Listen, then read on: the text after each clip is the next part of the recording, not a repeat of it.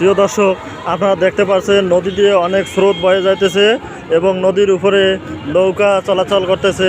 নৌকার মধ্যে অনেক লোকজন উঠে আনন্দ উল্লাস বিনোদন করতেছে এবং দেখতেছেন নদীর চারপাশে পানি, মাঝখানে যেটাকে বলা হয় টাপুর চর বা চরের মতো, এখানে কিছু বালু স্তূপ আকারে আছে, চতুর্দিকে পানি। অনেক লোকজন সেখানে আনন্দ বিনোদন করার জন্য বালুর উপরে দাঁড়িয়ে আছে এবং দেখতে পাচ্ছেন নদীর উপরের সাইড দিয়ে অনেক হাজার হাজার লোক বা শত শত লোক দাঁড়িয়ে আছে।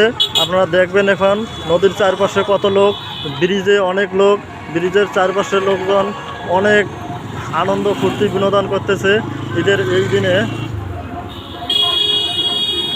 আনন্দ উল্লাসের জন্য তারা এই জায়গাটি বেছে নিয়েছে। অনেক সুন্দর পরিবেশ।